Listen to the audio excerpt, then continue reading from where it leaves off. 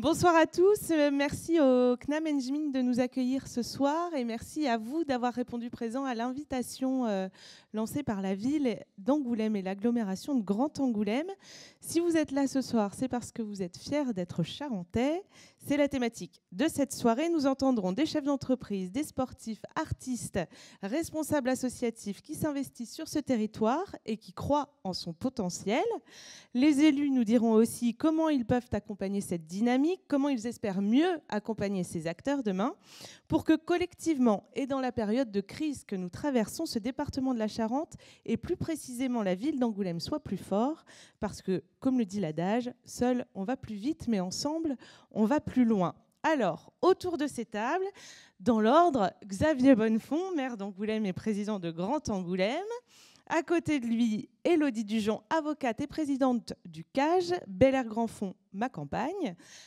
Vincent Youss, l'adjoint aux finances d'Angoulême, délégué au marché public et aussi en charge de la politique agricole à l'agglomération. Pascal Dulondel, le patron de la librairie Cosmopolite, Isabelle Moufflet, vice-présidente de Grand Angoulême, déléguée à l'économie sociale et solidaire, et Tony Bonifaci, entrepreneur multicasquette, à la tête entre autres de la Société Nouvelle de Travaux Publics et Génie Civil. Alors je le précise avant qu'on commence parce que ça va mieux en le disant, c'est une table ronde, donc n'hésitez pas à intervenir les uns les autres quand vous le souhaitez. Mais ma première question, elle va s'adresser à vous, Xavier Bonnefond. Vous êtes un Charentais, un vrai de vrai.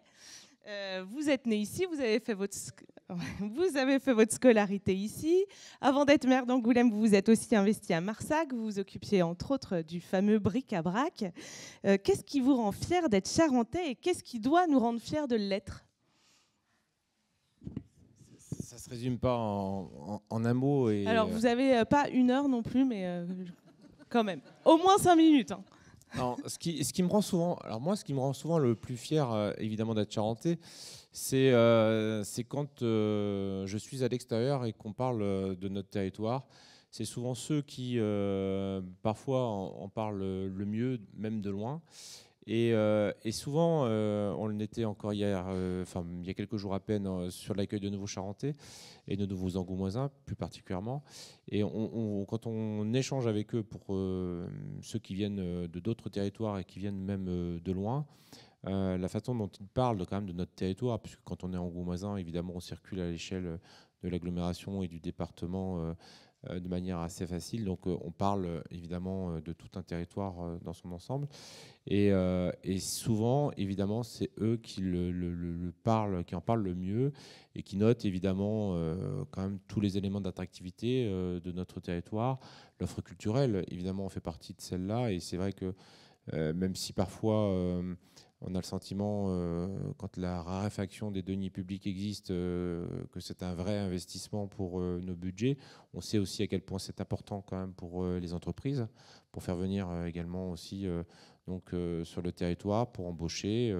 Je disais en venant vous voir un article mis en ligne certainement il y a quelques minutes, quelques heures, je ne sais pas, sur votre propre site, et je voyais les points positifs de notre territoire, notamment comparé à Grand Cognac, mais aussi comparé à d'autres territoires au vu de l'analyse de BPI France. Et on voit bien quand même que finalement, il y a quand même un paquet de gens qui voient le verre à moitié plein, quand d'autres, parfois, peut-être le voient à moitié vide. Donc l'attractivité, nos entrepreneurs, puisque souvent ceux qui sont formés chez nous ou sur notre territoire, souvent, évidemment, créent leur entreprise et la développent sur notre territoire.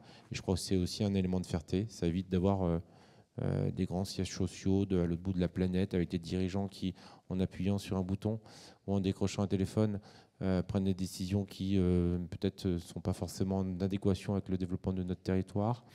Et puis notre identité, puisque c'est vrai que à titre personnel, en tant que maire, quand je me déplace un peu et que je discute avec d'autres maires, souvent de villes moyennes, puisqu'on fait partie de réseaux de villes moyennes, donc des villes-préfectures, des villes de même taille, à l'échelle de la France, et on voit à quel point quand même les autres maires me disent mais à Angoulême, certes, parce que j'ai toujours tendance un peu à me plaindre de la faiblesse de deniers publics que nous avons à Angoulême, c'est le poids de l'histoire encore.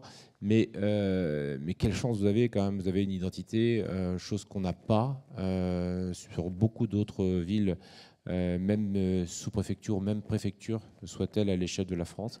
Et c'est vrai qu'à Angoulême, voilà, on pense BD, on pense filière image, on pense circuit des remparts, on pense FFA. On voit bien que le nombre d'événements quand même phares est assez important et structure la vie de notre territoire aussi, et on voit que les chefs d'entreprise y prennent aussi finalement leur part. Mais plus globalement, au-delà des événements phares, il n'y a pas un week-end ou une soirée où il ne se passe pas plusieurs choses sur notre territoire de Canton-Angoulême. C'est plus de 800 événements qu'il y a, je crois, sur la ville, et on voit que ça ne s'arrête jamais. Voilà. Et celui qui ne s'arrête jamais aussi est autour de la table, souvent aussi, c'est Pascal, avec sa librairie indépendante, qui fait un travail formidable. Et quand on voit que Cosmopolite, fraîchement repris, fraîchement créé même, on pourrait dire, donc après l'épisode qu'a connu Pascal, c'est l'une des 40 plus grosses librairies de France dans le classement. Et je crois que c'est tout simplement formidable. Alors, Pascal témoignera dans quelques instants de son parcours et de son investissement sur ce territoire. Je voulais quand même qu'on continue. Les collectivités et les élus ont leur rôle à jouer là-dedans. J'ai tendance à penser que c'est plus facile d'être fier d'être angoumoisin aujourd'hui qu'il y a une trentaine d'années, quand Angoulême faisait parler d'elle à cause d'un trou colossal dans sa trésorerie, d'un maire en fuite. Vous avez un rôle d'exemplarité. Vous pouvez pousser les gens à être fiers de leur territoire. Oui. C'est ce qui, évidemment, nous motive au quotidien. Même parfois, quand les élus locaux prennent des décisions difficiles, on essaye, évidemment, de dépasser le strict impact comptable. Parce que si c'était le cas, je peux vous dire qu'on en prendrait beaucoup moins des décisions. Et que ce soit à la ville ou même à l'agglo, puisque quand même on est sur le territoire centre, qui plus est placé au centre du département, ce qui n'est pas le cas aussi de tous les territoires. On a un rôle quand même de leader, on a un rôle de tirer le département également aussi vers le haut, et il nous faut dépasser ces critères un peu comptables, prendre un peu de risques, mesurer. Je crois qu'à Angoulême, on a en effet cette histoire qui nous rappelle évidemment à cela, et qui quand même contribue à faire en sorte que les élus soient évidemment responsables. Mais les décisions qu'on prend à l'échelle de la ville-préfecture ou à l'échelle de l'agglomération, on les prend aussi en pensant aux acteurs associatifs qui jouent un rôle prépondérant dans le territoire. On pense aux acteurs entrepreneuriaux qui tirent le territoire vers le haut. On pense évidemment aussi aux Angoumoisins, aux Cantons-Angoumoisins, aux Charentais, puisque si évidemment on regardait le strict effet micro-local pour prendre un certain nombre de décisions, il y a des choses qu'on ne ferait pas. Voilà. Quand la ville, par exemple,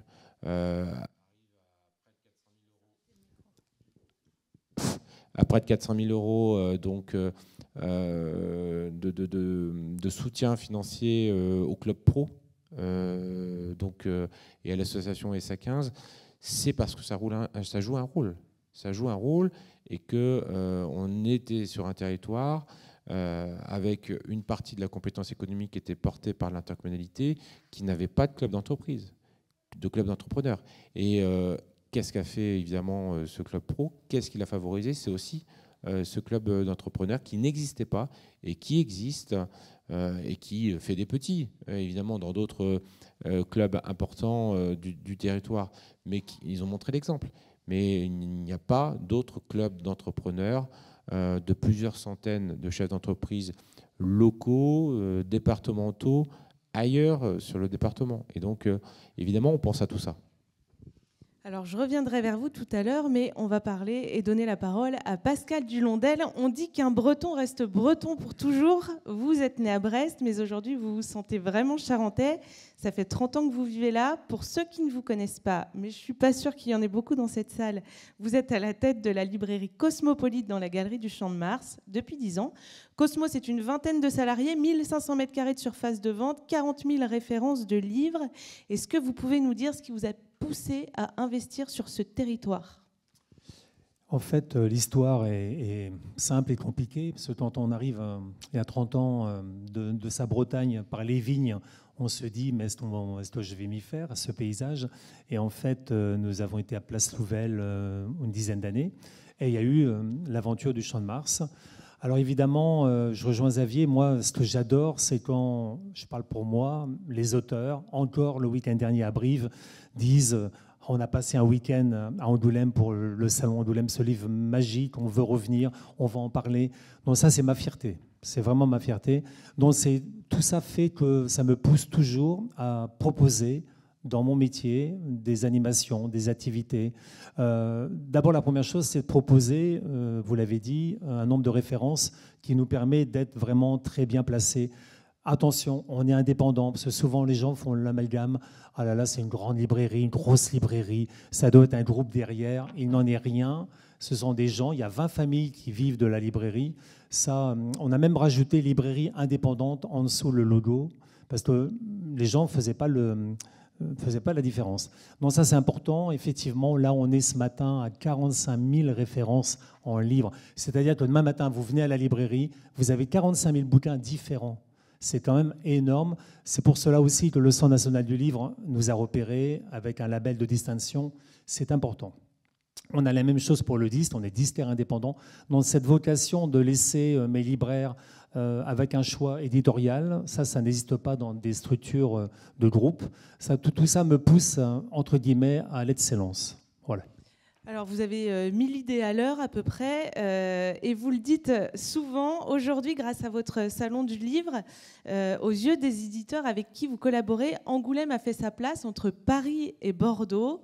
Quel chemin parcouru depuis que vous êtes arrivé à Angoulême, c'est ça ? Mais complètement. Il y a encore 15 ans, vous faisiez la file d'attente sur les stands et puis vous parliez, vous essayez de récupérer l'intérêt d'une attachée de presse pour dire « je suis libraire à Angoulême ». Oui, bah, donnez votre carte, genre on vous rappellera.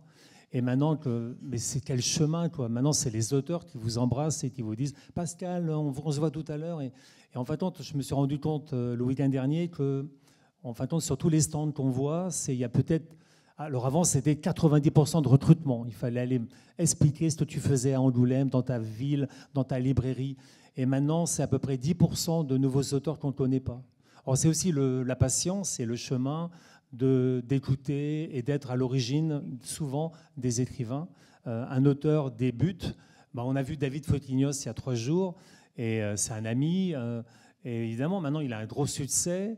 Et c'est toujours un exemple que je prends parce qu'avant, il fallait le savoir que son premier livre, ça allait être un super carton parce que c'était bien écrit, parce qu'il avait une plume.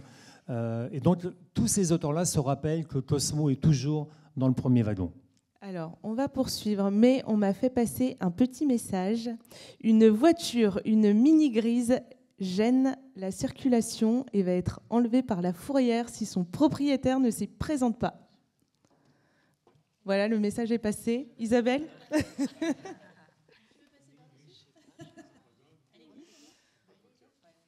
Ah, la propriétaire ou le propriétaire est repéré et va donc éviter la fourrière.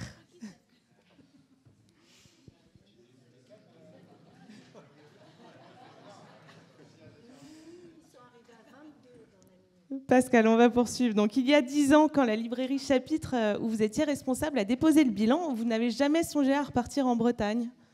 Non, mais c'est vrai qu'on va dire que la moitié des Bretons restent dans leur maison. Vers les 28 ans, 29 ans, ils ont une maison en granit. Et tu as tous les autres Bretons qui se partagent le monde entier. Et vous allez à New York, vous allez tomber sur des Bretons. Alors, heureusement, à Angoulême, il y a des Bretons. Donc, ça m'est jamais... Non, ma vie est ici, mes réseaux sont ici, je suis trop bien et trop content d'être ambassadeur de ma ville. Oui. Avant même d'être à la tête de Cosmopolite, vous aviez lancé des activités. Place Louvel, vous m'avez dit l'autre jour, oui, la fête du dessin. Pendant 10 ans, on a fait la fête du dessin Et ça, c'était un moment formidable d'avoir tous les enfants qui ne comprenaient pas forcément ce qu'était un crayon de couleur aquarellable avec un pastel. Donc, on demandait à une quinzaine de fournisseurs d'envahir la place qui était fermée pour une journée.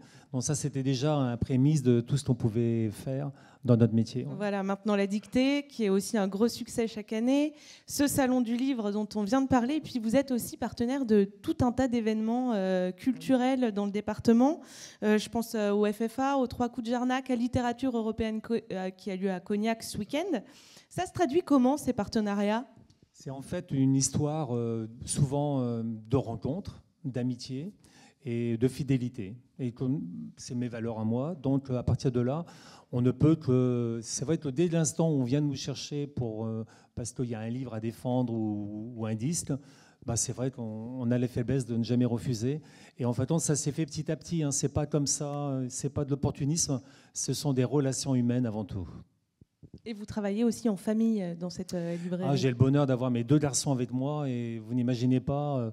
Il y a des matins où on n'est pas forcément d'accord sur tout, mais le fait qu'Alexis s'occupe de la communication, il le fait merveilleusement bien, et il s'occupe du CD, du DVD. Et puis Erwan, lui, il est dans la logistique, et en fin de compte, c'est un trio qui fonctionne.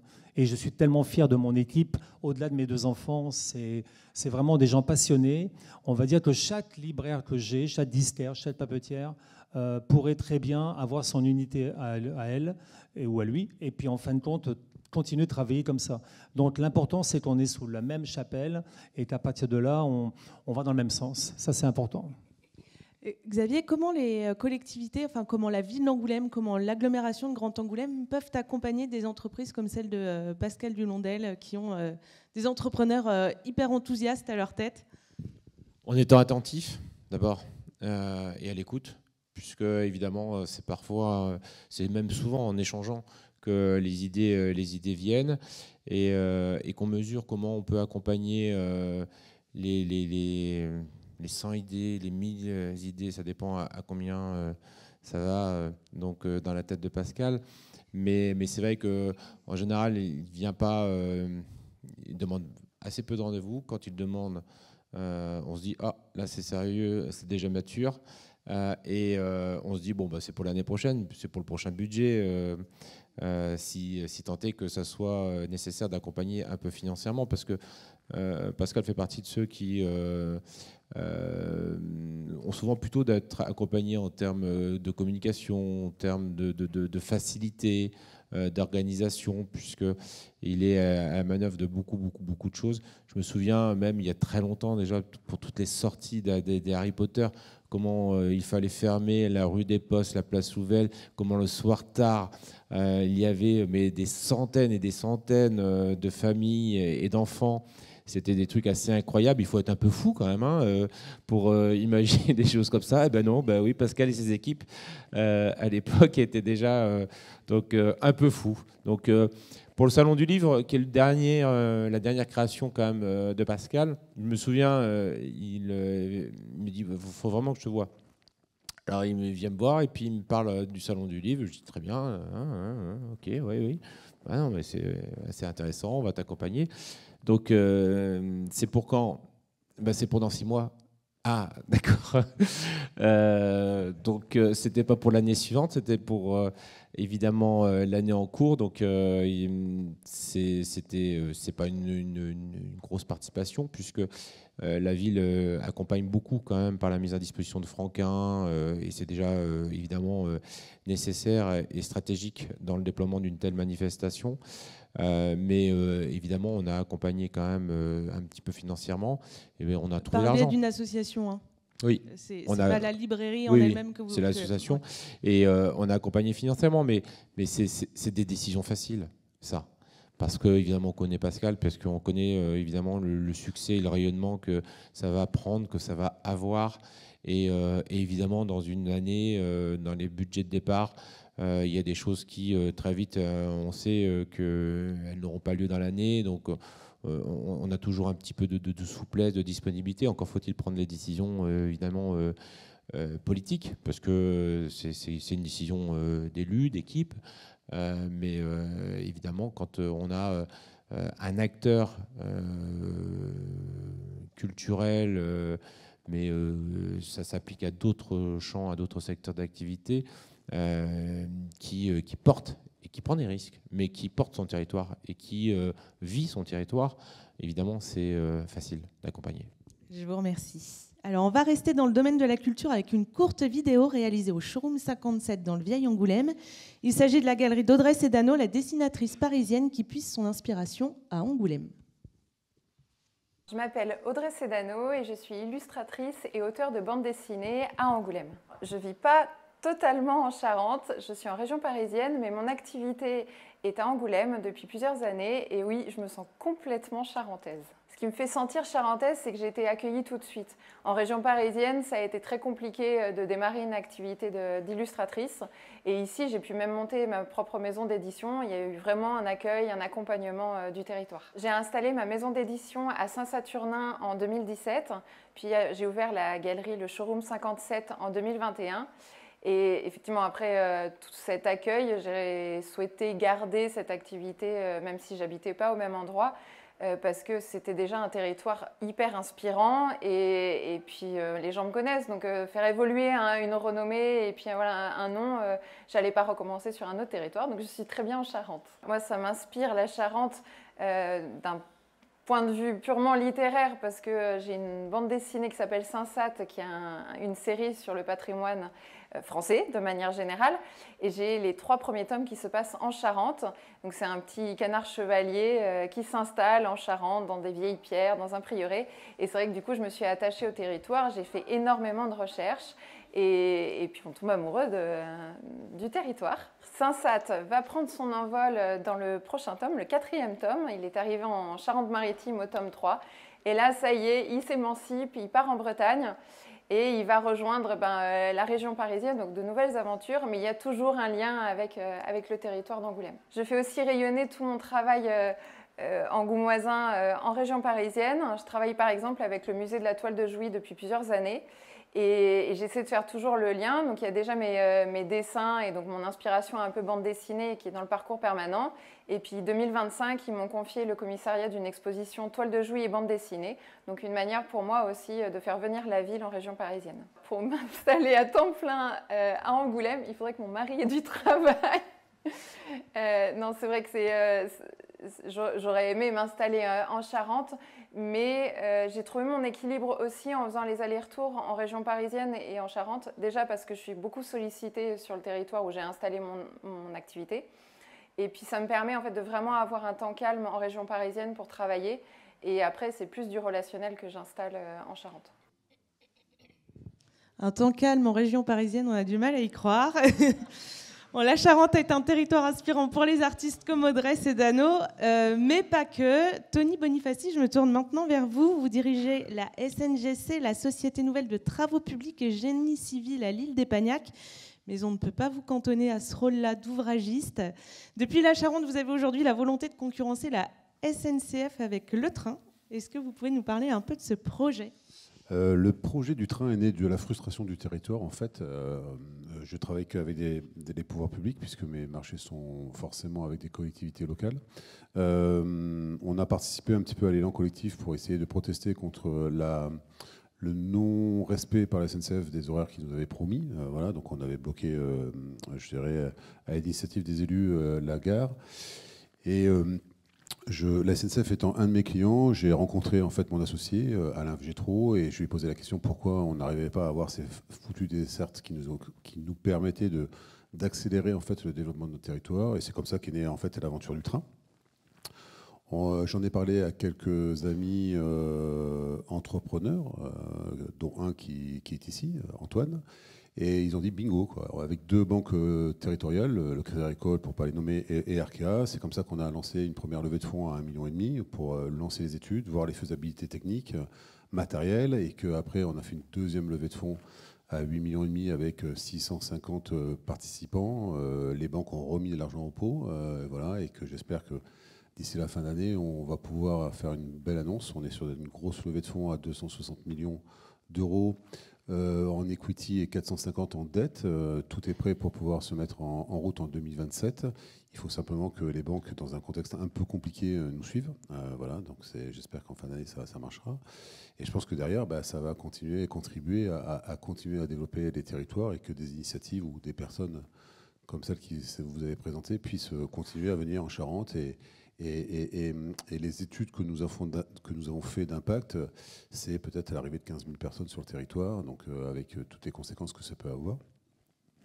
Et du coup, ça a donné un élan, puisqu'on s'est aperçu que derrière, au-delà d'un aspect très économique au départ, l'ensemble des élus se sont mobilisés autour de nous, ont poussé le projet, chacun a mené de l'intelligence collective, et il faut le souligner.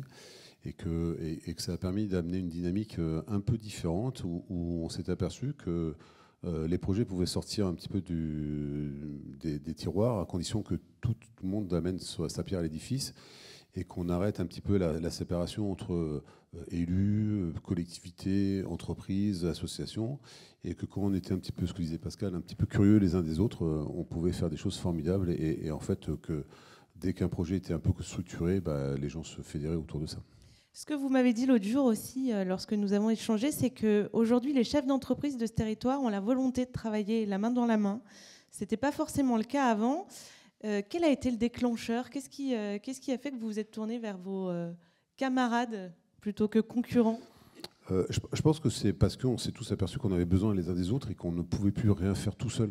Je pense qu'aujourd'hui, les chefs d'entreprise, pour pouvoir s'implanter, pour pouvoir se développer, pour pouvoir attirer des salariés, et on a besoin aussi des collectivités, on a besoin de travailler ensemble.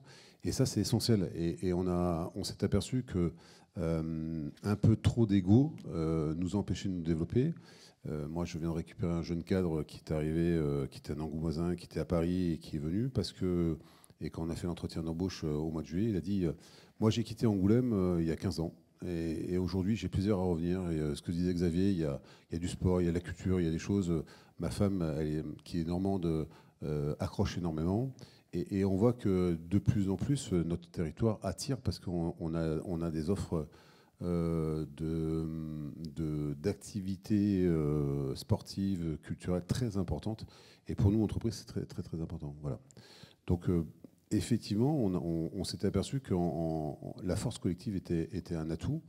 Et l'exemple le plus concret, ça a été la création de l'usine de masques d'Antoine Pantalé, en plein Covid, où tout d'un coup, Antoine appelle un petit peu tous les contacts et dit voilà, moi, je veux répondre à l'appel du président. Et il a créé en moins d'un an une usine de masques où les machines, le coup de téléphone, c'était le 4 avril 2020 et le 31 mars 2021, on rentrait les machines pour commencer à fabriquer des masques. Et en moins d'un an, et quand au départ on a dit il faut qu'on soit capable de le faire, tout le monde a dit c'est impossible. Et la preuve a montré que en ouvrant un petit peu les chakras de tout le monde, ça peut permettre à tout le monde d'avancer. Alors, vous pilotez également le projet H2 Charente, dont l'objectif est de produire et de distribuer de l'hydrogène. Là encore, c'est un travail partenarial. Expliquez-nous. Oui, on a tous été touchés par les problématiques d'énergie sur nos sociétés. Nous sommes, entreprises de travaux publics, gros consommateurs de carburant à travers nos camions Toupie, nos camions Ben. On a des transporteurs autour de nous, donc l'entreprise TIC notamment, qui est ici présente avec Francis. Et là, c'est pareil, on s'est vu, on a dit comment on peut trouver des solutions, qu'est-ce qui est possible. Il y avait un projet sur du photovoltaïque sur la commune de La Couronne qui s'est développé. Moi, j'avais rencontré des entreprises qui faisaient de l'hydrogène, donc on s'est dit pourquoi pas travailler. Et je dirais le projet H2 Charente est simplement la résultante en fait de gens qui, à un moment donné, ont envie de réfléchir ensemble et d'amener cette fameuse intelligence collective qui est nécessaire si on veut réussir. On est un petit territoire. Et ce qui nous a fait plaisir cet été, c'est que H2 Charente a été lauréat du projet France 2030 sur les subventions européennes et qu'il n'y a eu que 8 projets qui ont été retenus, dont H2 Charente. Donc l'objectif en 2027, c'est qu'on soit le premier et seul centre de production d'hydrogène en Nouvelle-Aquitaine. Ça en fait des objectifs pour 2027. Il faut avoir des objectifs pour 2027 et lancer ceux qui vont être plus loin. Voilà. Et ce qui va être intéressant, ce que disait un petit peu Pascal, c'est que des générations de collaborateurs et de collaboratrices arrivent, qu'on les attire et qu'on se développe. Et c'est comme ça que nos entreprises seront plus pérennes et qu'on restera peut-être un peu à côté de la concentration Moi, je travaille dans les travaux publics. Mes grands concurrents sont Bouygues, Vinci et Eiffage. Mais il n'empêche qu'il faut qu'on reste indépendant parce qu'il faut qu'on soit disponible et que les centres de décision dont parlait Xavier soient au niveau du territoire. Et ça, c'est primordial. Dès lors qu'on dépendra des autres régions ou si un jour on était racheté, ça serait catastrophique. Voilà. Le train H2 Charente, ce sont des projets structurants pour ce territoire, mais vous vous investissez d'une autre manière dans cette ville et ce département en soutenant à la fois le SA15 et la CFC, et vous ne le faites pas que pour vos copains. Alors je précise au passage qu'on vous voit plutôt au rugby qu'au foot. Oui, j'ai dit à Patrick, je veux bien être actionnaire du foot, qu'à condition que tu m'évites de m'inviter au foot, parce que j'ai horreur de ça. Donc voilà, c'était la condition sine qua non. Non, plus sérieusement, on est sur le développement d'une politique RSE dans le groupe, et je dirais notre investissement dans le territoire, il est primordial. Ce que nous, on reçoit en travaillant pour les collectivités locales, parce que les collectivités sont nos principaux clients, pardon, on se doit de le rendre aussi. Et je dirais, une société comme la nôtre, du groupe, au-delà d'être une société simplement avec un compte de résultats, on a aussi un rôle politique au sens grec du terme. C'est-à-dire, nous devons nous investir dans notre territoire. Mes collaborateurs et collaboratrices sont très attachés à ça, sont fiers de ça. Et si on veut se développer, c'est une condition essentielle. Voilà. Alors on le fait avec plaisir. Xavier a lancé tout à l'heure une démarche qui s'appelle « Qui veut rafraîchir la ville d'Angoulême », qui vient d'être lancée il y a à peu près 1 heure. Forcément, derrière, quand les gens sont venus nous voir avec Pascal pour nous raconter l'histoire, pour nous démontrer avec leur conviction, on a dit bingo, parce que derrière, ça nous parle, aussi simplement que ça. Donc, je crois que c'est primordial de continuer à s'investir. Et comme disait Pascal, après, ça crée de l'émulation et forcément derrière, on a des idées, on en a plein. Voilà. Vous m'avez dit en aparté, la Charente a toujours été introvertie. Vous avez le sentiment qu'elle l'est moins aujourd'hui ? Il suffit de juste... moi, je ne suis pas breton, mais je suis italien. Donc, mon père est arrivé pour faire la déviation d'Angoulême en 72. Et la première chose qu'il a remarqué, c'est la structure de la maison charentaise. 4 murs, un gros portail, comme ça. Et surtout pas, il faut surtout pas rentrer chez nous, quoi. Voilà. Je pense que les gens sont un petit peu en train de s'ouvrir. Voilà. Et il va falloir qu'on continue à le faire. Je pense qu'aussi, il y a cette fierté d'être charentais. Des événements comme celui-ci sont très, très importants à mettre en avant, parce que c'est comme ça qu'on arrivera à le développer. Merci beaucoup. Avant de poursuivre, on va regarder une nouvelle vidéo, direction Chanzy cette fois. Pour illustrer votre propos, Monsieur Bonifaci, on a rencontré Gauthier Giboin, le capitaine du SA15, qui nous dit pourquoi il est fier d'être charentais, pourquoi il est fier d'être capitaine de son équipe. Je suis fier d'être charentais parce que c'est mes racines. Je suis né et j'ai grandi ici. Voilà, c'est là où j'ai découvert le rugby sur Castillon. J'ai été à l'école ici, j'ai été au collège ici. J'ai fait un peu tout ici, donc ouais, je suis très fier et très attaché à notre département. Ouais. C'est une fierté parce que c'est les premiers matchs de rugby que j'ai vus, c'est ici, c'est à Chanzy. Alors c'était pas ce que c'est aujourd'hui, il n'y avait pas autant d'engouement, il y avait moins de monde. Mais c'est vrai qu'avec mes yeux d'enfant, je me disais que si un jour déjà j'arrivais à jouer en première ici, je serais très fier et très heureux. Donc voilà, c'est ce que j'ai réussi à faire. Puis le club s'est énormément développé, donc non, c'est super, je suis très, très heureux de ça. Ce qui m'a donné envie de jouer au rugby, c'est que je pense que c'est quelque chose de familial chez nous. Mon grand-père jouait, mon père a joué, mon frère a également été professionnel. Donc voilà, j'ai baigné là-dedans depuis tout petit. Et voilà, je suis né juste à côté de Castillon et j'ai grandi à 100 mètres de Castillon. Donc dès qu'on avait fini les cours avec mon frère, quand on était petit, on prenait un ballon, on partait buter sur Castillon, donc voilà, ça s'est fait naturellement. C'est ici que j'ai été formé, j'ai commencé le rugby sur le terrain militaire derrière quand j'avais 5 ans. Et après, c'est là où je me suis fait mes meilleurs copains. Et la première entente de Soyons Angoulême qu'il y a eu, c'était sur ma génération, on avait 12 ans quand on a commencé à jouer ensemble. Et on s'entraînait quasiment tous les jours. Enfin, il y avait vraiment un vrai projet qui avait été fait. Ça nous avait permis d'aller faire une demi-finale du championnat de France quand on avait 15 ans, alors qu'Angoulême était un peu inconnu au bataillon. Donc non, c'est des bons moments. Puis ça m'a donné envie de persévérer pour percer ensuite. Ouais. Aujourd'hui, le SA15 et le plus gros club entreprise, je pense, du département. Et voilà, notre ville est connue pour le festival de la BD, le festival du film, et c'est des événements ponctuels.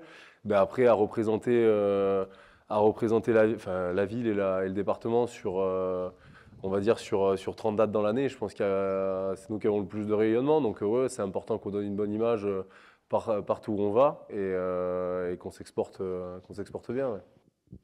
Alors, des entrepreneurs du territoire qui aident des clubs locaux qui font émerger des joueurs qui font rayonner le territoire, la boucle est bouclée.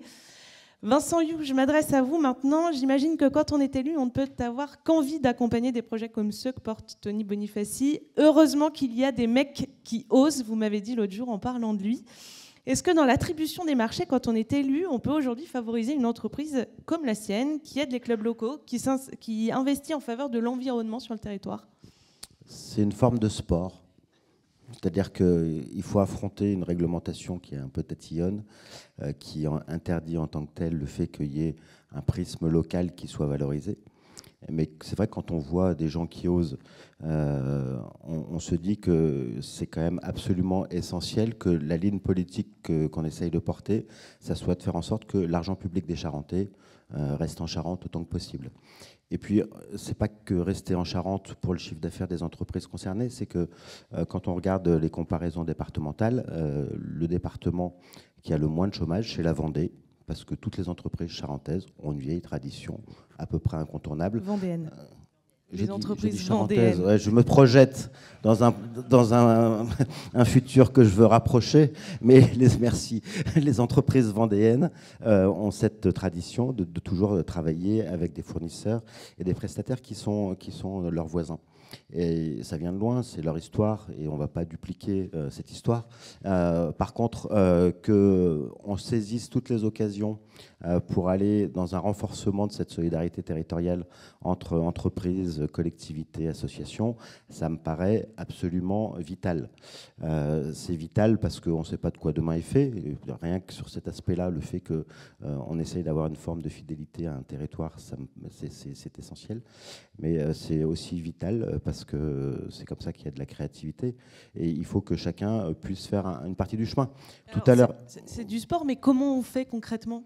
Eh ben, on fait en sorte d'être imaginatif.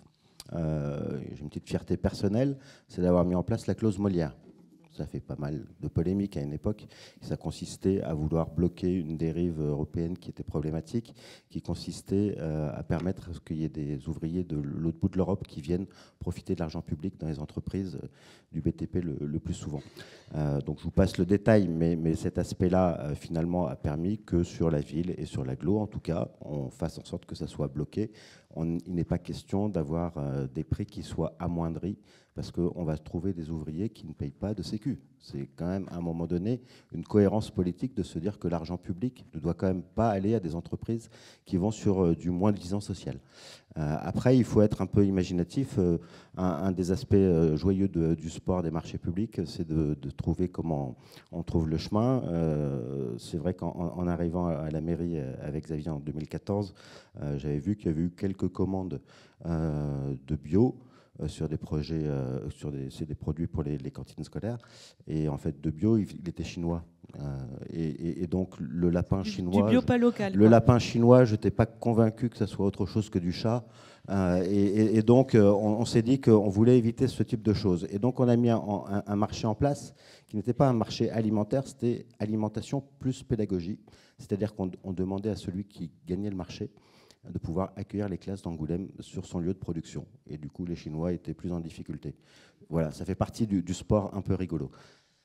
Après, ça, c'est des aspects qui méritent un peu d'ingénierie, un peu quelquefois d'une forme de prise de risque pour faire en sorte que on assume des choses qui sont un peu inédites. Et puis, c'est aussi d'assumer le fait que l'argent public, on ne choisisse pas d'aller sur du low cost. On accepte de payer le prix de la production locale et donc de faire en sorte que, d'ailleurs, elle puisse rester charentaise par les entreprises qui se sont impliquées. Quelquefois, le sport est difficile parce que la filière n'est pas en place. Et donc, c'est le cas de l'agriculture en Charente. C'est le cas de l'agriculture, où on a eu un travail avec la Chambre d'agriculture sur plusieurs années, parce qu'une ville comme Angoulême, c'est 3000 couverts, et par jour, bien sûr, par repas. Merci, oui, c'est vrai. Et donc, il y avait une nécessité de faire en sorte que les producteurs charentais puissent se sentir concernés, puissent se réunir. Et donc, nous aussi, qu'on essaye de faire en sorte que ce soit des commandes qui soient ciblées sur une production très segmentée, qu'on ne choisisse pas quelqu'un qui va répondre à l'ensemble des segments de notre achat. Et je pense que ça a bien progressé en termes de production locale. C'est là aussi une forme de fierté d'avoir fait en sorte qu'on a contribué à ce qu'il y ait des filières, notamment sur le maraîchage, qui se renforcent et qui se développent. Il y a d'autres dispositifs. Il y a la baguette charentaise, il y a les paniers jeunes pousses qui sont destinés justement à structurer cette filière, à aider à structurer cette filière maraîchage. La baguette charentaise, je salue certains qui la portent avec nous en Angoulême. C'est une belle histoire puisque finalement, dans la politique de l'agglomération, on avait mis un certain nombre d'objectifs, dont celui de valoriser la baguette charentaise. Et puis en fait, on s'est rendu compte qu'elle existait. Parce qu'il y a des agriculteurs, il y a du blé, il y a des moulins, il y a des coopératives, il y a des boulangers. Et tout ça pouvait être dans une continuité absolue, sauf que personne n'avait trop conscience du fait que c'était une baguette charentaise. Donc là, ça a consisté à avoir un visuel, une communication, et puis petit à petit, le travail de tous les citoyens que nous sommes, d'aller voir le boulanger pour leur dire, en fait, votre baguette est très bien, mais j'aimerais que vous puissiez aussi proposer cette baguette charentaise qui est à un prix tout à fait classique de celui de nos artisans boulangers. Donc c'est une démarche qu'il faut porter dans la durée, qui a du sens parce que je crois qu'il y a une attente sociétale de cohérence, d'ajustement des achats pour qu'on soit un peu plus citoyen, pas simplement à chercher du low cost, et faire en sorte que tous ceux qui petit à petit apportent leur pierre à un développement charentais, ça puisse se faire dans la durée. J'ai évoqué tout à l'heure l'exemple de la Vendée. Ce week-end, il y avait le Vendée Globe. C'est en cours. C'est en cours, c'est vrai. C'était le début. C'est le début. Et j'ai regardé un peu avec attention comment le Vendée Globe avait réussi à se développer. C'est à la fois un choix d'une collectivité, le département de la Vendée, d'acheter la marque et de porter ce projet. C'est aussi un certain nombre de grosses entreprises qui ont fait des investissements conséquents. Et je lisais que certains d'entre eux disaient qu'il y avait un ratio de 1 à 6, c'est-à-dire que pour 1 euro investi, il y avait un retour pour le territoire de 6. En fait, c'est la même histoire, je suppose, pour des clubs locaux. Et donc, d'avoir ce type de logique, ça permet d'être au-delà d'une logique comptable sur le fait que nous avons tous des intérêts bien compris à sortir d'une lecture un peu trop individualiste et à considérer que tout ce qui va renforcer le territoire dans la durée nous portera tous. À côté de vous, il y a Élodie Dujon. Alors, vous êtes la présidente du CAGE, c'est le club aînés et jeunes qui pilote les centres sociaux de Bel-Air-Grand-Fond et de ma campagne. Depuis plusieurs mois, avec Christophe Montero, qui est le directeur et qui est aussi dans la salle, vous essayez de créer un pont entre les centres sociaux et les entreprises du territoire. Cela a commencé par une aventure en Laponie en janvier. Expliquez-nous quel est le lien entre ce voyage en Laponie et les entreprises locales. Alors, pour être vrai, en fait, ça a commencé avant cette aventure. Parce que l'idée, c'était avec le président du FLEP, parce que Christophe Montero est donc directeur d'Edostructure. On a eu cette idée, donc il y a peut-être 2 ans, de se dire que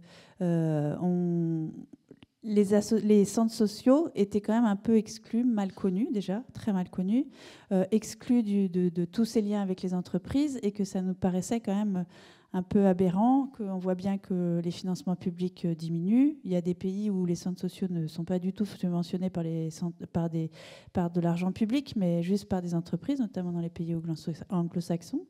Et donc, on s'est dit que c'était quand même important de pouvoir essayer de faire ce rapprochement, parce qu'on est tous sur le même territoire, parce qu'on a tous intérêt à se connaître et qu'on a des ponts, nous on pense en tout cas qu'il y a des ponts qui peuvent vraiment se faire. Donc on avait cette idée-là, on a essayé de mettre une cagnotte en marche qui n'a jamais fonctionné.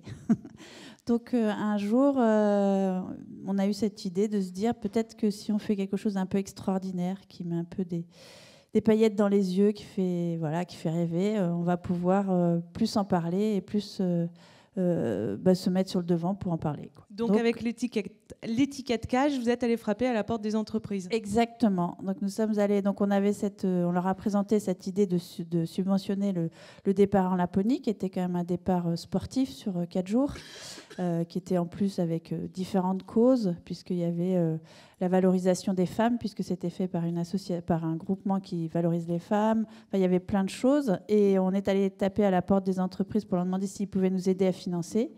Et il y en a certains qui sont d'ailleurs là dans cette salle. Et l'idée, c'est qu'on a vraiment découvert que d'abord, les entreprises ne connaissaient pas ce que c'était qu'un centre social, c'est-à-dire qu'ils avaient des idées toutes faites, ce qui est normal quand on ne se connaît pas. Et donc, pour partie, on a pu échanger et leur dire ce que c'était. On a pu aussi diffuser sur les réseaux pour pouvoir parler de ce que c'était. Et donc, on a pu commencer, donc après ce défi, à faire un groupe avec certaines personnes qu'on donnait, avec certains élus, dont Vincent You et Michel Buisson aussi qui est là, sur comment on peut faire quelque chose de plus périn, comment on peut créer nous on a eu cette idée d'appeler ça un club d'entreprise solidaire. C'est vraiment comment on peut faire des ponts entre tripartite en fait, c'est-à-dire entre nous le centre social, puisque c'est un peu le pivot, les entreprises qui connaissent pas les centres sociaux, mais qui peuvent être très intéressants parce que les centres sociaux, il y a aussi toute une partie insertion, il y a une partie comment remettre des gens des quartiers qui sont méconnus, qui sont avec beaucoup de clichés parmi le reste de la société, comment pouvoir les connaître, comment pouvoir les aider à être dans un fonctionnement quand même plus dans la société dite classique, enfin voilà, et aussi avec les élus parce que on est aussi nous très dépendants des financements publics. Et l'idée, ce n'est pas que de demander de l'argent. Ah non. L'idée, c'est alors si on en obtient, on dira pas non, hein, parce qu'on en a toujours besoin pour faire marcher un centre social. Il n'y a pas de problème. L'idée, c'est aussi, voilà, je vous parlais de l'insertion, c'est-à-dire que nous, on a des salariés qui sont vraiment à aller chercher les gens à parler des gens invisibles à des gens visibles.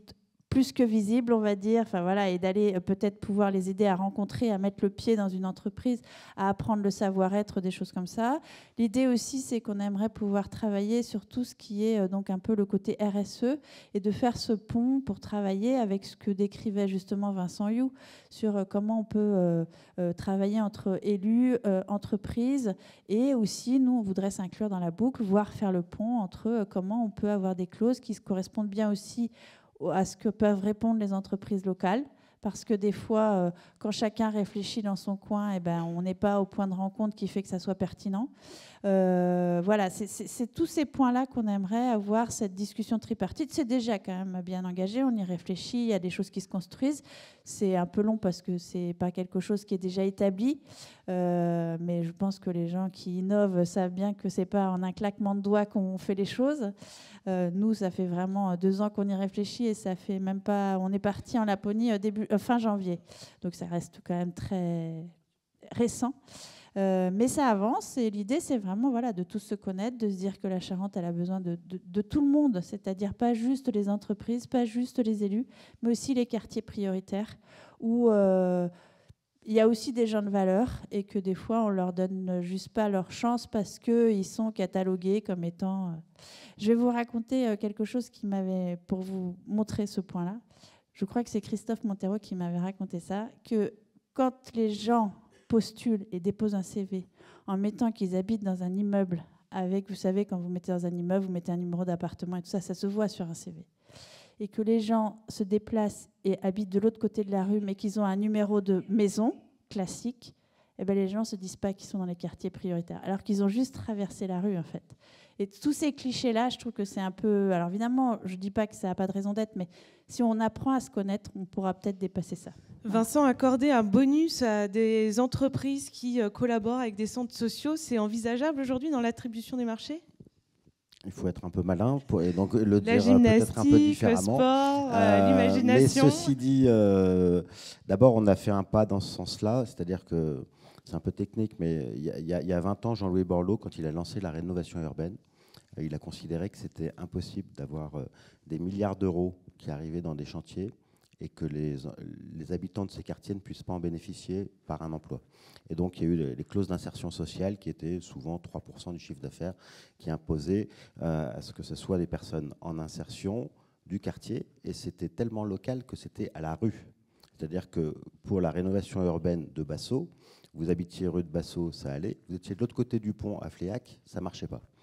Et donc, en réfléchissant un petit peu, on a mis en place une autre clause qu'on a appelée territoire d'avenir, qui consiste à aller plus loin, c'est-à-dire qu'on ne va pas être que dans une logique d'insertion, on va prendre tout ce qui est apprentissage, alternance, et valoriser le fait qu'un employeur prenne des alternants ou des apprentis qui sont, qui sont dans les centres de formation du département ou des départements limitrophes. C'est quelque chose qui existe, c'est légal, ça a marché. Et un certain nombre de lots ont pu être attribués à des entreprises charentaises parce qu'elles rentraient dans cette logique-là. L'étape maintenant qu'il faut qu'on mette en place, et la CCI est représentée ici, m'a donné son accord pour qu'on travaille dans ce sens-là, c'est qu'il y ait un label qui vienne valoriser le fait que des entreprises prennent des stagiaires avec le centre social, le fait qu'il y ait des entreprises qui soient partenaires de clubs, le fait qu'il y ait des entreprises qui travaillent avec des indépendants, qui travaillent avec nos festivals. Et donc, on réponde aux logiques de responsabilité sociale des entreprises par une labellisation territoriale charentaise, ouverte à toutes les entreprises. Donc, dans ce sens-là, on respecte la loi. C'est-à-dire que si c'est une entreprise alsacienne qui veut remplir le cahier des charges de ce label, elle sera tout à fait en droit de le faire. Mais on pourra valoriser le fait qu'en répondant à un marché public, une entreprise porte ce label charentais dont il faudra trouver le nom. Ça, c'est une façon de boucler la boucle qui est intéressante. C'est parce qu'on a été quelques-uns à réfléchir en commun comment on va un peu plus loin. Et ça correspond à un enjeu qu'on partage tous, c'est-à-dire que ce n'est pas qu'un coup de colère, ce n'est pas quelques courageux qui osent, il faut que tous ceux qui soient en dehors du court terme, en dehors de l'aveuglement de croire qu'on est seul dans le couloir, puissent se réunir et que les collectivités puissent les remercier. Alors, ça a presque l'air d'une conclusion, mais non, ce n'est pas la conclusion, puisqu'il y a ici Isabelle Moufflet qui trépigne d'impatience de prendre la parole. Oui, ça ne se voit pas, je tremble de froid. Alors, vous êtes vice-présidente de l'AGLO, déléguée à l'économie sociale et solidaire. Et vous n'êtes pas fière d'être charentaise, mais carrément fière d'être vendéloise. Vendel n'a jamais autant existé que depuis que vous en êtes maire. Oh, quel grand plaisir d'entendre ça. Oui, mais bon, fière d'être charentaise et fière d'être Grand Angoumoisine. Et fière que Grand Angoulême ait une vice-présidence à l'économie sociale et solidaire. Avec cette délégation, vous accompagnez les porteurs de projets qui viennent frapper à la porte. Il y a plusieurs projets qui sont en train de sortir des cartons. Parlez-nous de la bascule. Qu'est-ce que c'est la bascule ? Alors, la bascule, c'est une plateforme de réemploi des matériaux du bâtiment. Qui va être route de Paris. Il y a la directrice qui a été recrutée, à Gompantouf, pardon, récemment, Audrey Lahaye. Voilà, j'ai gagné, ouais. Et donc, c'est un projet qui a débuté en 2019. À l'initiative de qui ? Alors, à l'initiative, si je me rappelle bien, parce que je n'étais pas élue à l'époque, de Agathe Belli, qui avait ce projet dans un carton depuis très très longtemps. Elle est architecte, Agathe Belli. Architecte, et qui est présidente de l'association. Et donc, c'est un projet qui cherchait comment naître, on va dire. Donc, ils avaient besoin d'un lieu. Au départ, ils voulaient construire. Donc, ils cherchaient des terrains. C'est là qu'avec Grand Angoulême, on les a accompagnés. On a cherché, on a mis à disposition notre réseau. Et on les a accompagnés aussi pour savoir où trouver de l'aide. Alors, au niveau technique, ils avaient tout ce qu'il fallait. Et après, Grand Angoulême, on les a suivis. Votre rôle à vous, en fait, c'est d'apporter les contacts, de mettre un peu de lien, de fluidifier les choses, c'est ça ? C'est ça. Et entre les politiques, les autres structures, parce que la bascule, ça va être aussi de l'insertion. Va y avoir 8 à 10 personnes en insertion la première année, en espérant que l'État finance un peu mieux l'insertion les années suivantes. On aime rêver en Charente. Donc voilà. Très bien. Juste à côté, sur la même route de Paris, il va y avoir un autre projet qui va voir le jour d'ici peu de temps. C'est piloté par Calitom et Grand Angoulême. Ça s'appelle Plan B. Plan B. Et ça regroupe plusieurs acteurs du territoire. C'est ça. Donc, va y avoir que des acteurs qui sont dans la réduction des déchets. Voilà, ça va être vraiment le thème de ce lieu. Donc, va y avoir Cyclofficine, va y avoir qui rénove des vélos, va y avoir La Planète qui fait du réemploi au niveau informatique, va y avoir Envie 2E pour l'électroménager et Avril qui va se délocaliser. Alors, pas se délocaliser parce que tout le monde a peur, va se multiplier. C'est-à-dire qu'il va y avoir un second lieu, on va peut-être l'appeler Mai. Ah, peut-être. Alors, je vais vous emprunter votre micro parce que justement, Fanny Rondeau va nous en dire un peu plus sur la recyclerie Avril. Fanny, est-ce que vous pouvez nous rejoindre devant ? Alors, avant de rendre le micro, parce que j'aime bien embêter tout le monde... Je vais vous laisser votre micro, puis je vais piquer celui-ci alors. J'aimerais dire quand même qu'à Cosmopolite, vous pouvez payer en bulle. La bulle, c'est notre monnaie charentaise. Donc, allez chercher la bulle, j'adhère, et après, vous irez... Payez vos livres à Cosmopolite avec vos bulles. Alors, on va payer en bulles, mais est-ce que la recyclerie Avril, on peut payer en bulles, Fanny ? On a essayé, mais ça n'a pas très bien pris. On est à Rouillac, c'est un peu loin, désolé. Alors vous avez lancé la recyclerie Avril à Rouillac, vous venez de le dire. Vous avez décidé d'investir sur ce territoire charentais, alors que vous me l'avez dit au téléphone, vous n'êtes pas spécialement fière d'être charentaise. Mais en fait, ça m'a questionné cette expression. Pourtant, je suis 100% charentaise avec un tout petit peu de Périgord. J'ai grandi à Rouillac, je suis allée au collège de Rouillac, comme certains de vos collègues d'ailleurs, que je connais depuis longtemps. Ouais. Mes parents étaient instituteurs, mon grand-père a fondé le collège de Rouillac, donc vraiment je suis charentaise. Et puis après j'ai beaucoup bougé. Par contre je suis reconnaissante d'être charentaise, parce qu'en fait je suis à ma deuxième vie professionnelle. La première j'étais chef opératrice après avoir été cadreuse et assistante caméra. Et quand je suis sortie de l'école de cinéma, j'ai commencé ici parce qu'il y avait une politique de subventionnement des tournages par Magélis, le département, la région. J'ai fait pratiquement toute ma carrière ici. Après, j'ai beaucoup bougé.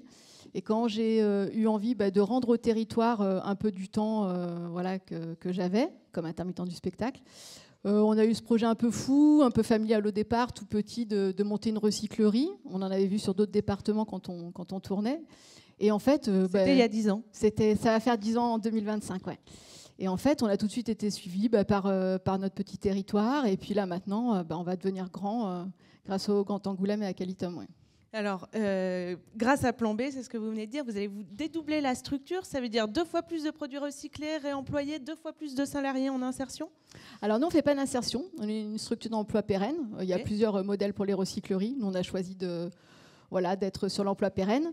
On est 8, alors on a quand même des emplois aidés. Là, on est sur la fin du PEC. J'espère qu'il y aura un autre dispositif pour les associations, parce que là, c'est un peu cruel. On a beaucoup d'alternants aussi. On prend des jeunes en communication de l'école Media School. Enfin, on est quand même sur une structure d'accompagnement de remise à l'emploi, même si ce n'est pas de l'insertion pure. Donc là, on est 9. On a un peu musclé l'équipe pour pouvoir justement se dédoubler. Et puis après, on espère être au moins 5 en année 1 juste sur Angoulême. Et après, de toute façon, il faudra des bras.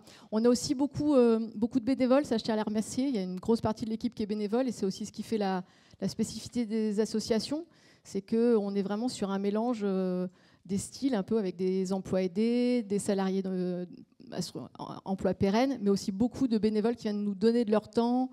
C'est très intergénérationnel, c'est super intéressant. C'est important, Isabelle, alors vous allez pouvoir reprendre le micro, d'accompagner ces structures, parce que ces emplois qui sont créés, ce sont des emplois qui sont non délocalisables. C'est ça. 1 euro dans l'ESS, c'est 1 euro dans le local. Ce sont des emplois. Actuellement, c'est sur le Grand Angoulême, c'est 7500 emplois. Donc dans l'ESS. Non délocalisables. Dans l'ESS, c'est quand même 13% au total des emplois, donc c'est important. Et quand on investit dans toutes ces entreprises, on investit et l'argent reste chez nous. Et ça, c'est important. Avant de passer la parole à Michel Buisson qui va vous remplacer, juste, qu'est-ce qu'on trouve à la recyclerie Avril pour les gens qui ne connaissent pas ? L'idée, c'est qu'on trouve de tout, en fait, sauf des matériaux. Donc, je suis très contente qu'on soit bientôt voisines.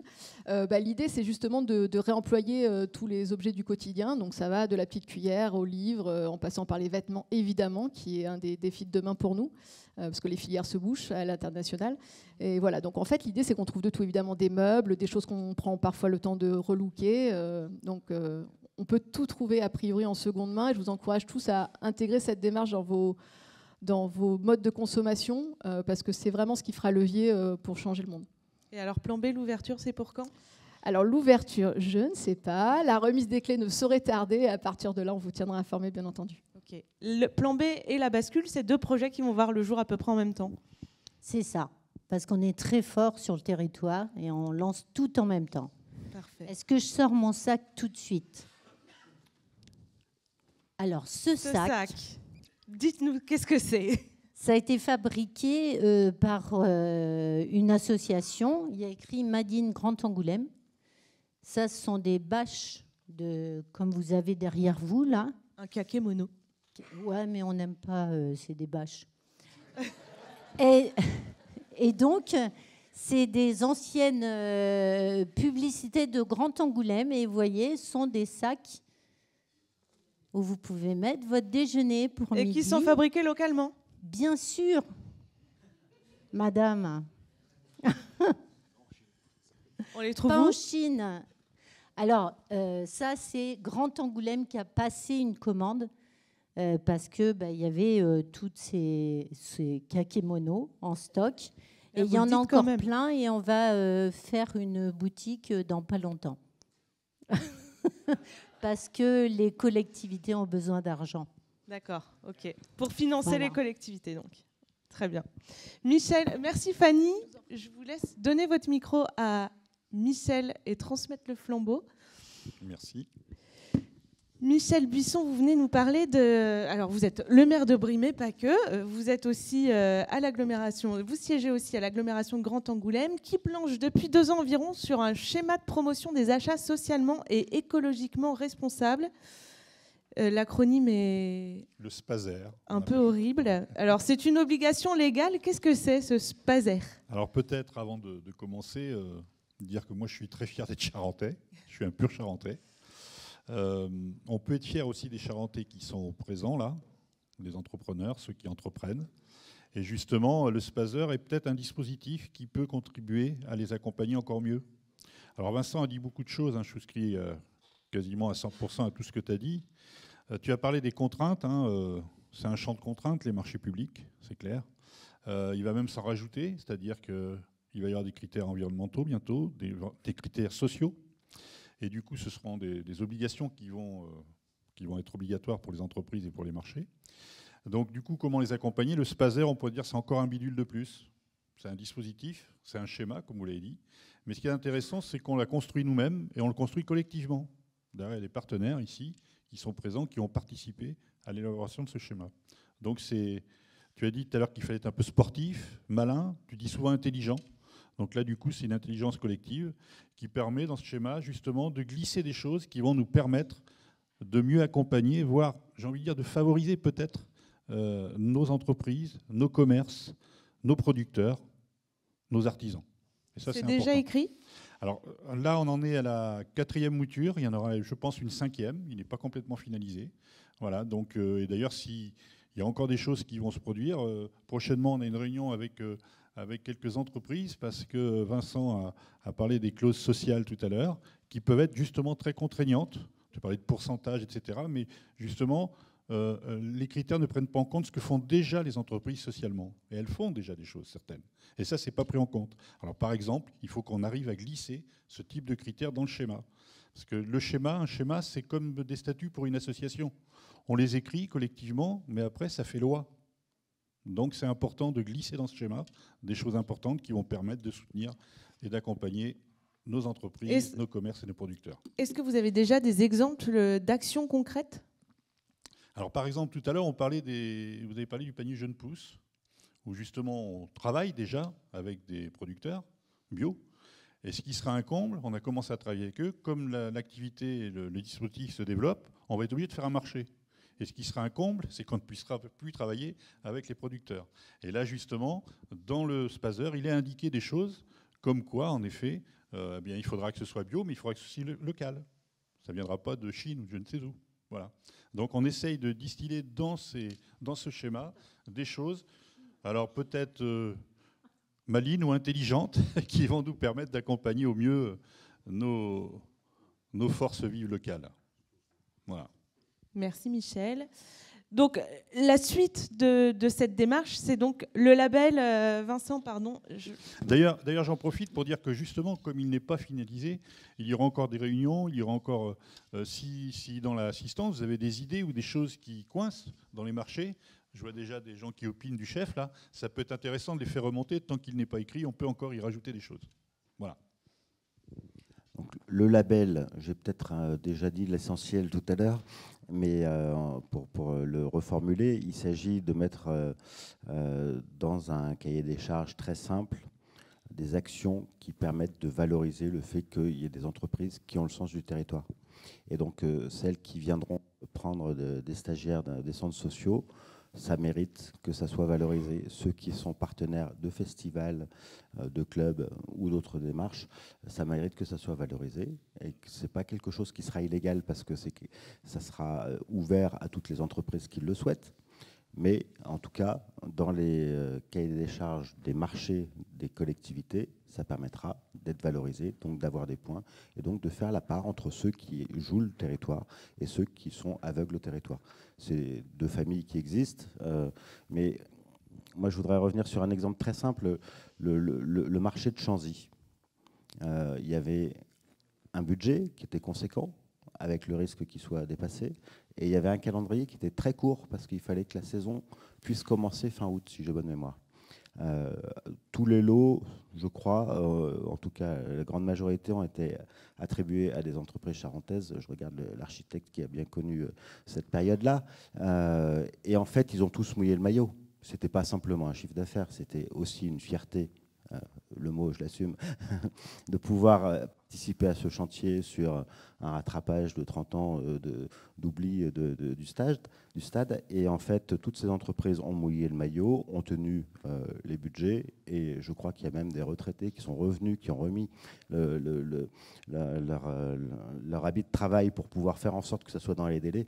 Et donc la collectivité, en choisissant de faire du local, c'est qu'elle choisit des entreprises qui seront visibles après, qui auront à assumer s'il y a des malfaçons.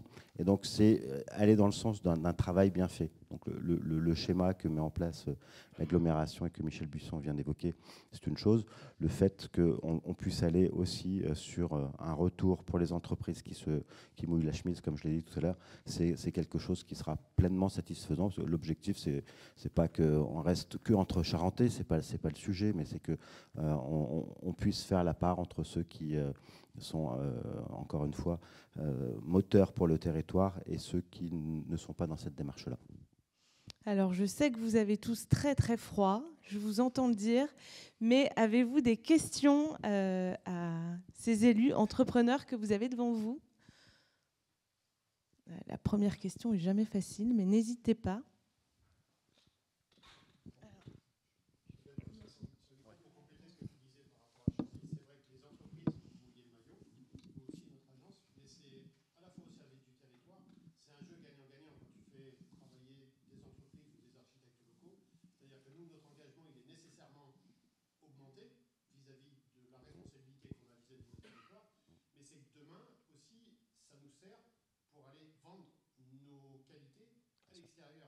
Moi, j'ai besoin d'être fort, donc on est une agence d'archi, mais j'ai besoin d'aller sur les territoires rochelais, sur les territoires péricourtins, sur les territoires limougeaux, et j'ai besoin aussi qu'au travers des collectivités, parce qu'on travaille que pour des marchés publics, vous nous rendiez fort. Et donc c'est aller au-delà d'être fier d'être charentais en Charente. Ce que je veux, c'est pouvoir être fier d'être charentais à l'extérieur de la Charente. j'ai encore besoin de vous pour nous accompagner, pas financièrement, mais dans la capacité à nous rendre plus forts encore. On a tous besoin les uns des autres, c'est aussi simple que ça. Et le Charentais introverti mérite à un moment donné de donner le coup de colère que tu évoquais ou que d'autres se sont imposés de porter pour faire en sorte qu'on arrête le chacun chez soi, en fait. Tony Bonifaci, qu'est-ce que vous attendez, vous, en tant que chef d'entreprise, des collectivités locales ?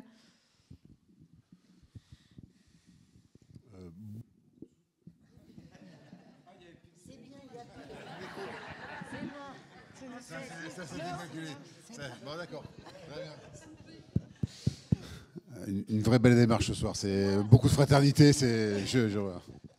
Non, c'est comme disait Eric, c'est-à-dire qu'on a besoin de bases solides. Je dirais, en parlant pour mon groupe, on est 150 actuellement. On commence à racheter des entreprises à l'extérieur. Et je dirais, ce qu'on découvre sur la fierté d'être charentais, c'est que derrière, il y a des groupes assez importants qui sont en train de se développer, qui se donnent des moyens.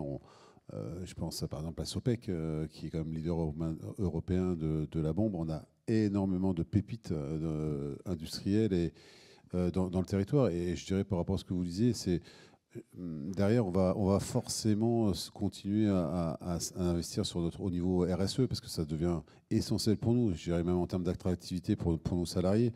Moi, j'ai une génération qui arrive 25-30 ans. Je ne peux plus les capter que pour... Tu donnes ton travail, je te donne du salaire. Ça marche plus. Voilà. Il y a d'autres attentes, il y a d'autres envies, il y a d'autres types d'investissements aussi à travers l'entreprise. Donc derrière, on parlait d'insertion sociale, c'est essentiel. Enfin, le territoire a été moteur depuis très très longtemps, bien avant d'autres territoires. Moi, je travaillais que sur les marchés publics. Sur l'ensemble, allez, on va dire de Nantes jusqu'à Bordeaux, on n'a pas ce type de clause qui est aussi forte sur les départements, les Comcom, les collectivités locales. Et nous, on a des histoires formidables de gens qui, comme vous disiez, étaient, je dirais, entre guillemets, partaient pas avec un avantage dans la vie et qui maintenant ont des situations stables chez nous et qui aujourd'hui redonnent le coup de main sur des gamins qui malheureusement sont en difficulté. Et c'est comme ça qu'on renforcera les choses. On parle de budgets sociaux actuellement sur les collectivités locales. Il faut qu'on puisse aussi participer à sortir un nombre important de personnes de ces minima sociaux pour les remettre dans le monde du travail. Enfin, on a tous besoin de ça. Si on y arrive, ça veut dire que derrière, le territoire a un peu plus de moyens pour faire de l'investissement et ainsi de suite. Donc, l'intelligence, quand je dis intelligence collective, pour moi c'est essentiel. Et comme disait Eric, faisons des champions un petit peu. On a le cognac certes, mais qui est le produit phare, mais qui cache derrière d'autres réalités économiques. Et quand j'entends, tiens, on a une librairie qui est quand même fait partie du top 40 en France. J'ai une chapellerie que je connais qui est dans le top 10 des chapelleries en France. Enfin voilà, ça veut dire que derrière, il faut mettre en avant tous ces gens-là et continuer à travailler comme on le fait. D'autres questions dans le public ?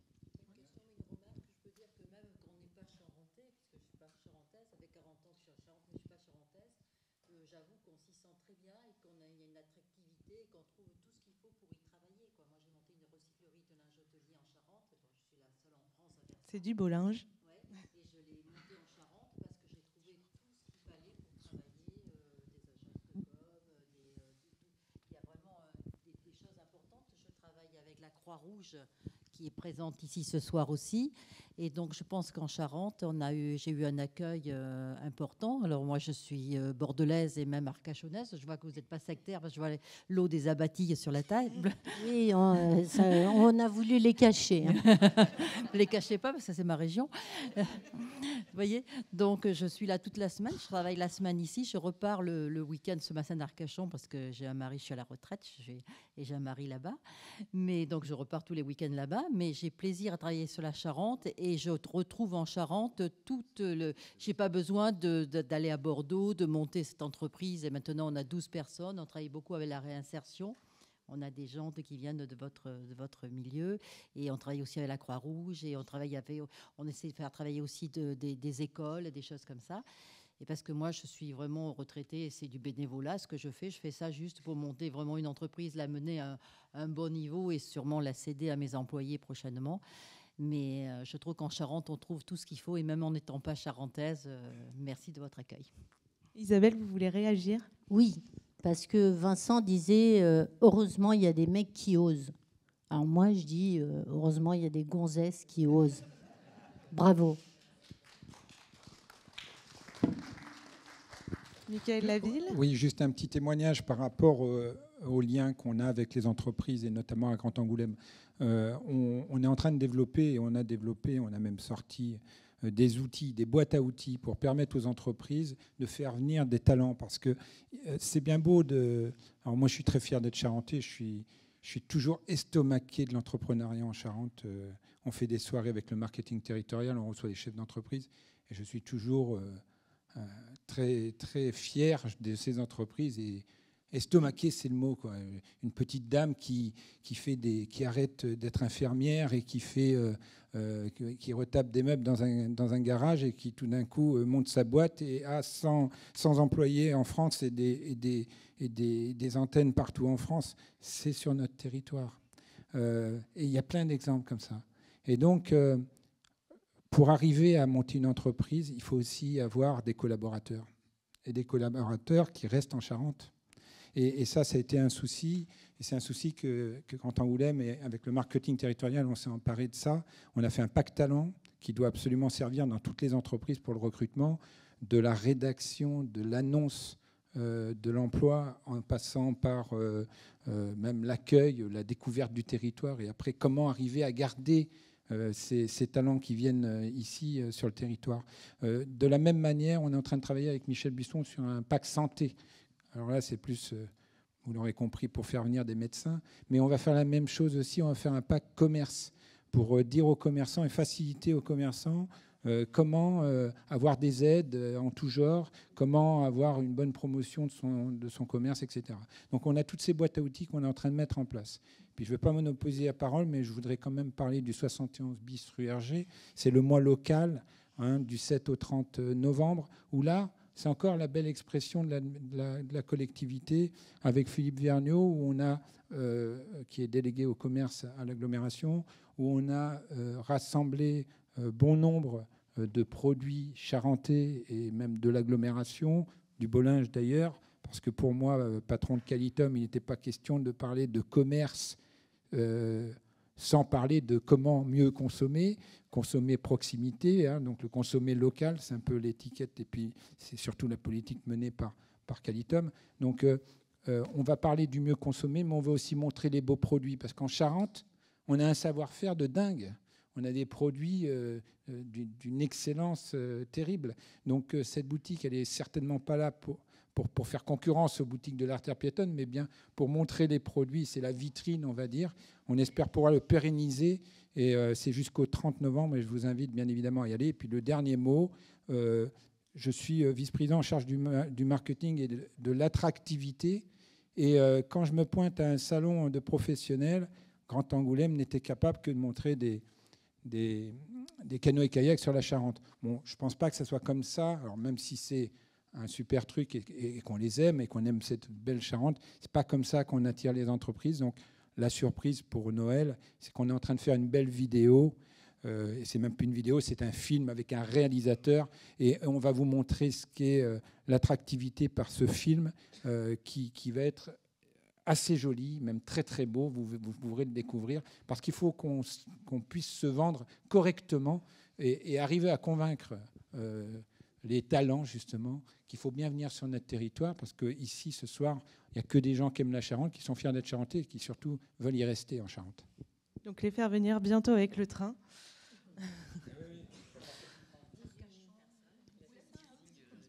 Monsieur Lassoudière. Bonjour, Jean-Luc Lassoudière. Donc moi, je suis fier d'être charentais, je suis surtout fier d'être paysan de Saint-Freigne et vigneron. Et donc, la Charente, c'est un produit, c'est un pays qui produit le cognac. Donc, je trouve que c'est important de parler du cognac, puisque c'est une eau de vie qui se vend beaucoup, mais qu'on ne sait pas consommer. Et donc, dans l'attractivité du territoire, il faut qu'on arrive à valoriser un peu mieux ce produit. Et donc, je suis fier d'annoncer qu'on va créer un lieu de vie sur la place du Champ de Mars. On va mettre en avant un gros côté culture cognac. Et au travers de tout un tas d'autres activités, J'ai créé une association on va développer une boutique de produits charentais essentiellement. Donc on va mettre en avant la Charente dans cette boutique, mais on va aussi valoriser ces produits du territoire. Donc dans cette boutique, il y aura bien sûr du vin de pays charentais. Il y aura tous les produits charentais qu'on peut valoriser sur un espace qui est en train comment dire,